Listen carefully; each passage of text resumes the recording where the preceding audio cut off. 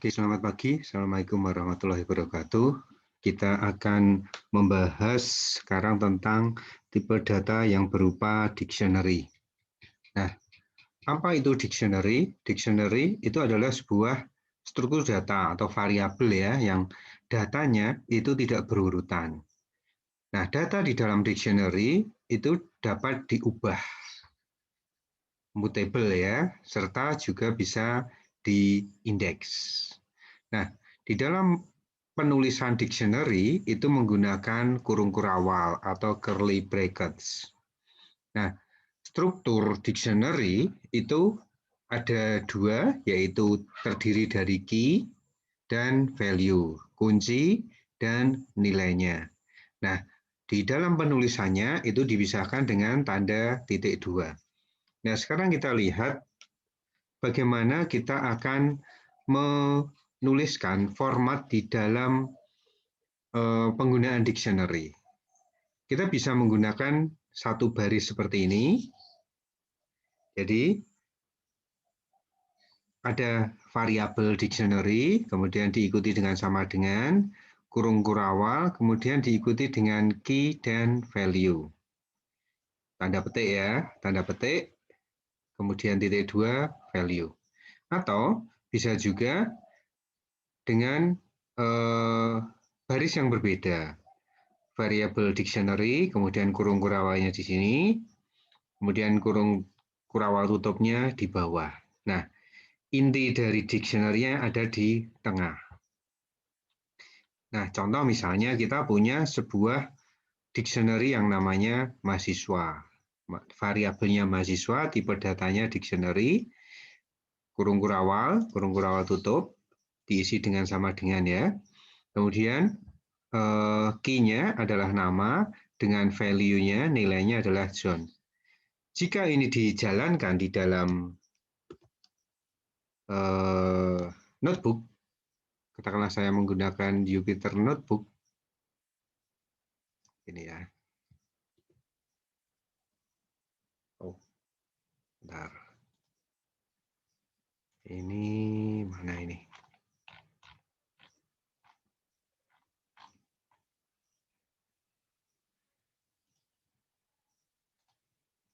Saya kopikan, kemudian, nah, ketika saya jalankan, ya oke sih, tidak ada errornya, cuman dia hanya membentuk sebuah dictionary dengan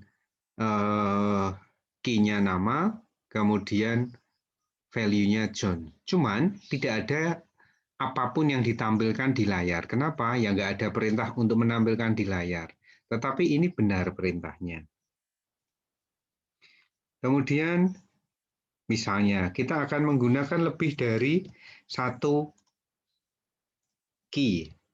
Ada dua data ya. Misalnya nama John, NIM 20.0153.0007. Ketika kita run, kita juga tidak akan mendapatkan tampilannya karena memang kita tidak akan ngeprint, tidak ada perintah printnya. Tapi ini benar. Nah, key-nya kalau seperti ini, key-nya adalah nama, value-nya John, sedangkan yang ini key-nya NIM, value-nya adalah 20.0153.0007. Nah, misalnya di dalam dictionary kita juga bisa melakukan deklarasi atau memberikan key dan value-nya untuk bermacam-macam tipe data. Berbeda-beda. Misalnya contohnya di sini. Ini string ya. String, kemudian float, ini bisa. Kemudian bahkan kita bisa menggunakan list. Ingat, kemarin kita bisa menggunakan list, ini list. List itu cirinya adalah dengan kurung kotak ya. Kemudian kita juga bisa menggunakan ini kurung kurawal, gini, kurung kurawal ya. Artinya apa? Di dalam ini kurung kurawal, ada kurung kurawalnya lagi. Apa artinya? Di dalam dictionary ada tipe data dictionary juga. Coba Anda lihat, kontak ini kan sebenarnya adalah dictionary. Dia punya key telepon, punya value ini. Begitu juga ini, key-nya email, value-nya john@gmail.com. Anda lihat bahwa di dalam dictionary itu juga bisa memuat tipe data dictionary juga. Oke, kita coba jalankan.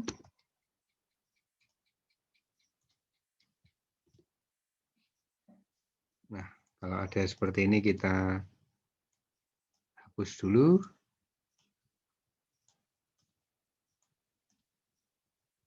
Nanti kita susun lagi.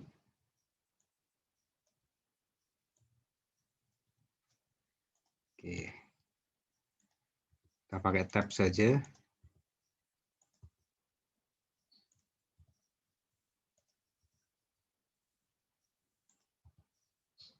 Nah,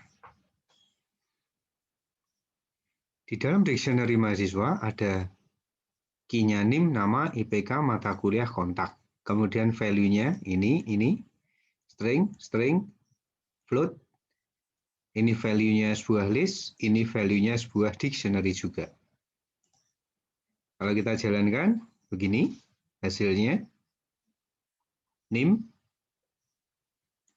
key NIM, value-nya ini, dan seterusnya. Kemudian mata kuliah sebagai sebuah key yang value-nya list, maka tampilannya juga berupa list.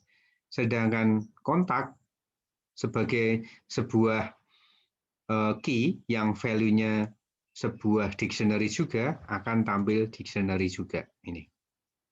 Nah, Anda lihat cirinya dictionary adalah diawali dengan kurung kurawal, buka, diakhiri dengan kurung kurawal tutup.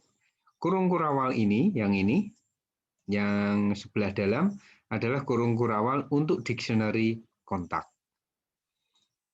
Oke. Ini sudah kita bahas tadi, tampilannya juga sudah. Nah, bagaimana kita akan melakukan akses dictionary dengan memanggil variabelnya? Nah, contoh di sini.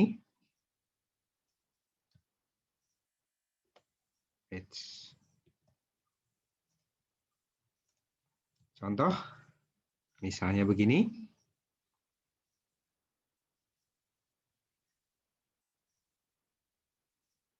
Oke, misalnya begini. Oke, yang tadi mungkin kurung kurawalnya tetap di depan saja. Di sini. Nah, supaya lurus dengan dictionary-nya. Oke. Nah, untuk melakukan akses kepada nilai dari dictionary itu dengan memanggil nama variabelnya. Ini value-nya. Diikuti dengan, key yang dipanggil adalah key-nya. Nanti akan muncul value-value-nya. Oke, kita jalankan. Nah, ini. Kita sudah punya dictionary tadi yang kita sudah buat. Kemudian kita akan mengakses untuk setiap value pada setiap key. Caranya bagaimana? Caranya adalah dengan memanggil nama dictionary-nya, kemudian diikuti dengan kurung kotak ini, memanggil nama key-nya. Key-nya, maka akan muncul value-nya masing-masing di sini. Nah, coba Anda bedakan dengan list atau tuple kemarin, bahwa yang kita panggil adalah key-nya, bukan indeksnya. Lihat ya, kalau kemarin kita menggunakan list atau tuple, yang kita bisa mengakses dengan nomor indeksnya. Nah, kita juga bisa mendapatkan nilai dari sebuah dictionary dengan perintah get. Caranya sama, cuman, nah, yang sedikit membedakan adalah ada tambahan perintah get setelah kita memberikan nama dictionary. Nah, kalau yang atas Yang atas kita langsung menggunakan nama dictionary-nya diikuti dengan key-nya. Kalau yang kedua kita menggunakan get, kita sebut dulu dictionary-nya, titik get. Kemudian Anda lihat bedanya, kalau yang tidak pakai get menggunakan kurung kotak, sedangkan yang menggunakan get menggunakan kurung biasa. Nah, hasilnya apa? Hasilnya sih sama saja. Jadi kita punya alternatif kalau kita akan menggunakan get ataupun kita akan menggunakan pemanggilan berupa key saja. Kalau get, dictionary, titik get, kemudian diikuti dengan key-nya. Sedangkan kalau tanpa get, kita bisa menggunakan dictionary langsung menggunakan key-nya. Nanti akan muncul value-value-nya. Hasilnya bagaimana? Hasilnya sama.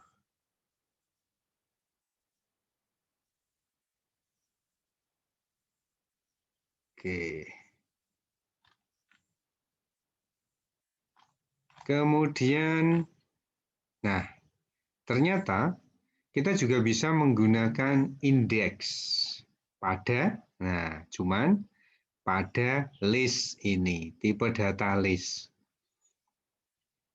Nah, untuk mengakses tipe data list di dalam dictionary, kita juga bisa, yaitu menggunakan nomor indeksnya ke 0. Kalau kita mengakses dictionary nggak bisa ya, tetapi karena ini di dalam dictionary ada tipe data listnya, kita maka bisa menggunakan indeksnya. Kita coba di dalam Jupyter Notebook-nya.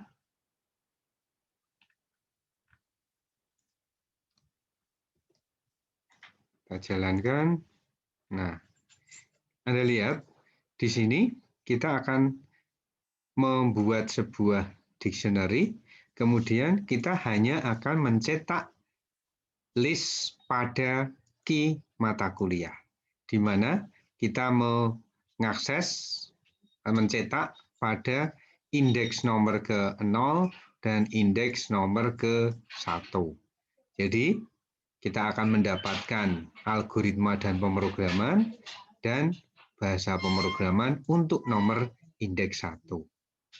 Jadi, penggunaan kombinasi antara dictionary dan list bisa digunakan di sini. Terus,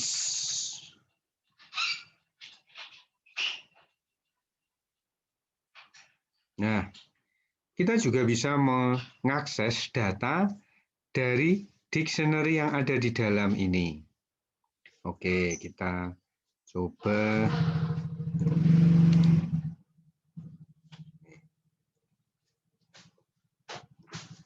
Kita coba untuk mengakses dictionary dalam dictionary. Nah, saya jalankan.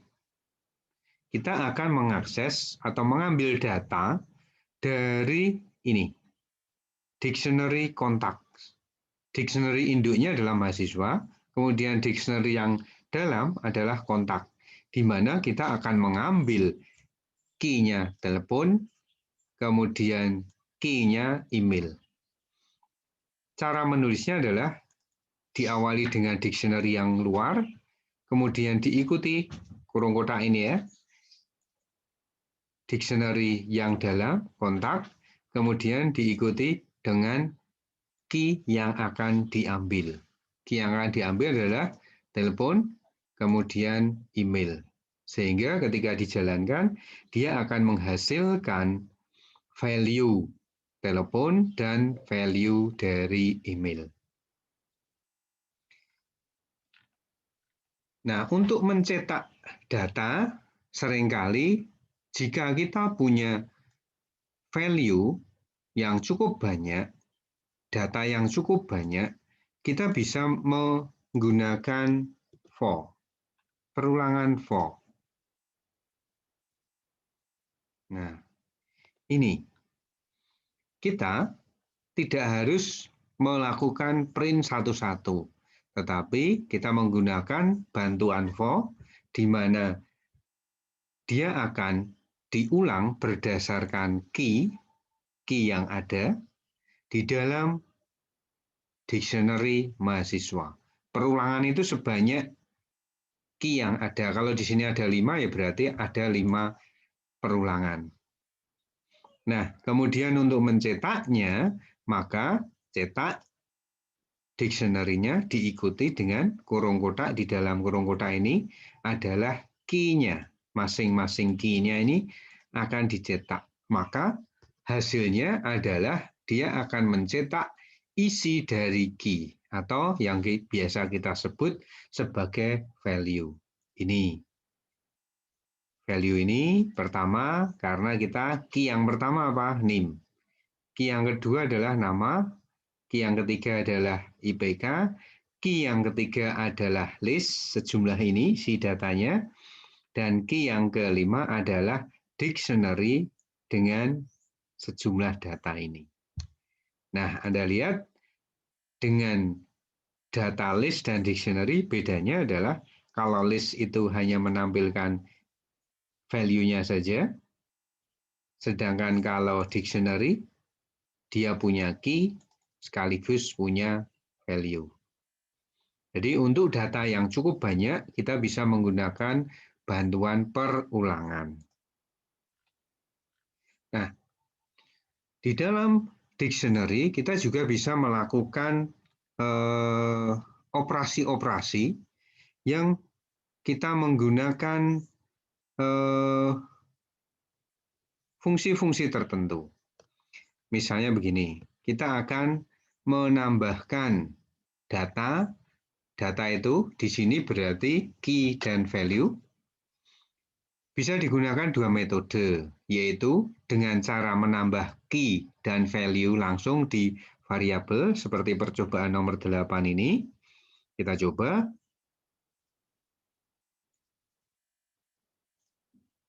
Nah, di sini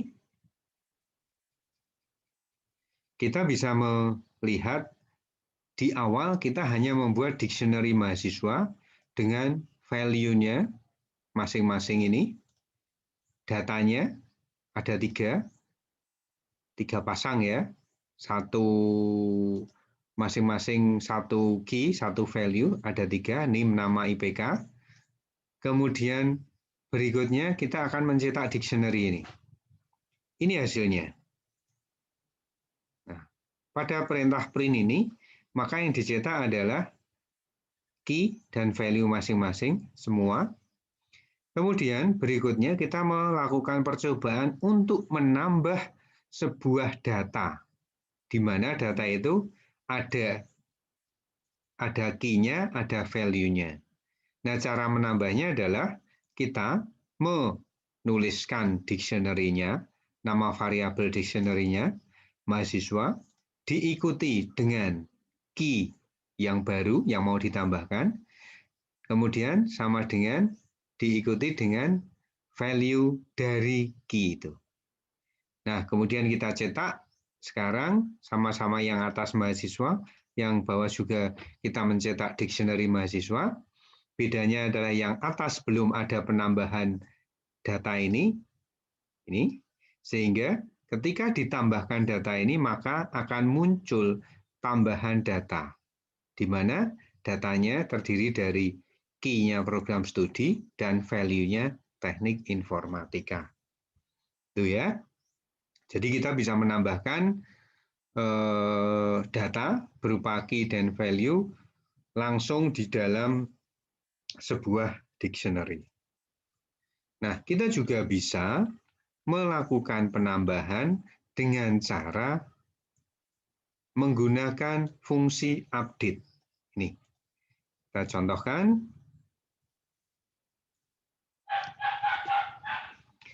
Nah,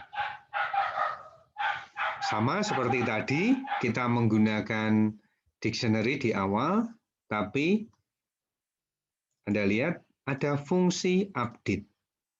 Nah, fungsi itu biasanya untuk menggunakan fungsi titik di dictionary, kemudian diikuti dengan titik, itulah nama fungsinya. Nanti kita juga akan mempelajari bagaimana membuat fungsi sendiri. Tetapi kita sekarang menggunakan fungsi yang ada. Sebenarnya kita juga sering menggunakan fungsi kok. Ini print, ini juga fungsi. Function, fungsi ya. Nah, function itu apa? Fungsi itu apa? Function itu sebenarnya adalah sebuah subprogram yang digunakan untuk satu keperluan tertentu. Nah, kita juga menggunakan fungsi update ini, cuman di dalam format penulisannya beda ya. Kita tetap menggunakan cara dictionary kurung kurawal. Kalau dengan tadi penambahan secara langsung ini, kita menggunakan kurung kotak ya. Kalau ini dengan kurung kurawal, sehingga kita jalankan hasilnya apa? Hasilnya sih sama dengan tadi.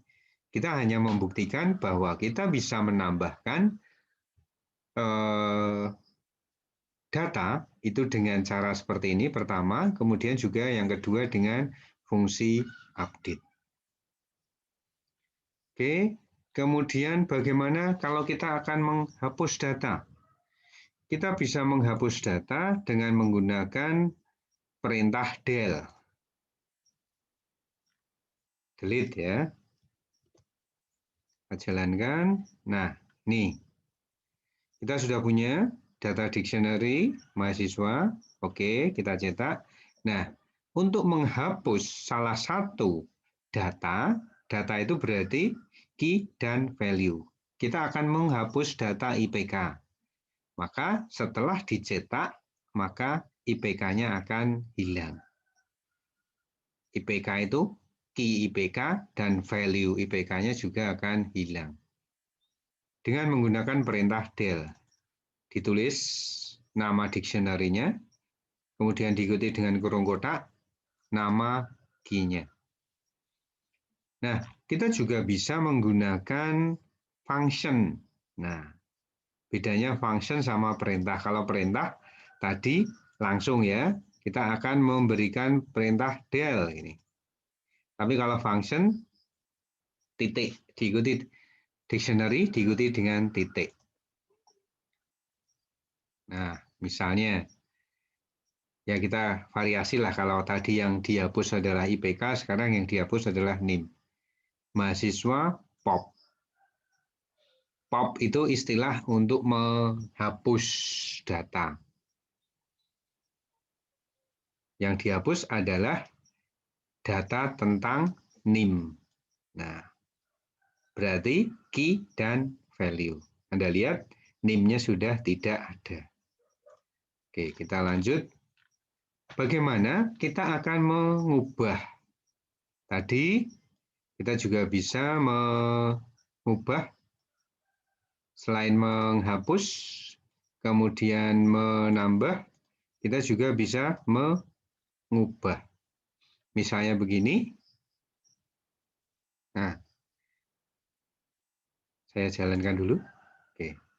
Kita akan mengubah data nama. Yang diubah apanya? Yang diubah adalah value-nya. Maka kita melakukan pengubahan cara seperti ini. Sebut dictionary-nya, kemudian key-nya apa, value-nya apa. Value-nya tadinya John, sekarang jadi Jack. Ketika kita jalankan, print mahasiswa, dictionary ini, yang pertama hasilnya ini, kemudian yang kedua hasilnya sudah berubah jadi Jack untuk key nama. Tuh, jadi bersifat mutable, bisa diubah. Kemudian kita juga bisa menghitung jumlah data atau menghitung panjang data dengan menggunakan fungsi len, length ya, panjang. Nah, kita bisa melihat print len mahasiswa. Ada berapa data? 1, 2, 3. Maka print len. Berapa data? 3. Nah, selain dengan cara-cara yang di atas kurung kurawal, kita juga bisa menggunakan pembuatan dictionary dengan tidak menggunakan kurung kurawal, tetapi dengan menggunakan constructor dict. Constructor itu apa? Constructor itu sebenarnya adalah sebuah subprogram juga yang namanya biasanya adalah sama dengan nama kelasnya dan isinya biasanya adalah inisialisasi program, memberikan nilai awal. Tapi yang penting di sini kita bisa tahu bahwa kita tidak hanya bisa menggunakan atau membuat dictionary itu dengan kurung kurawal, tetapi dengan kurung biasa juga bisa, tetapi harus diawali dengan nama konstruktornya dict. Kita coba. Nah, bedanya adalah untuk setiap key kita tidak perlu menggunakan tanda petik. Kalau masalah data tergantung ya, kalau datanya string ya pakai tanda petik, kalau datanya bukan string ya nggak usah pakai tanda petik. Tetapi cara nanti manipulasi pengubahan-pengubahannya sih sama, hanya pada masalah pembuatannya saja. Oke, nah ini adalah perbedaan-perbedaannya, tidak perlu kurung kurawal, tidak perlu menggunakan tanda kutip, kemudian untuk mengisikan dengan menggunakan sama dengan. Dan satu lagi, harus dituliskan constructor dict. Nah, itu saja untuk tipe data dictionary. Kita sudah coba beberapa program untuk melihat bagaimana prinsip kerja dictionary. Oke, itu saja yang bisa saya sampaikan. Selamat pagi. Wassalamualaikum warahmatullahi wabarakatuh.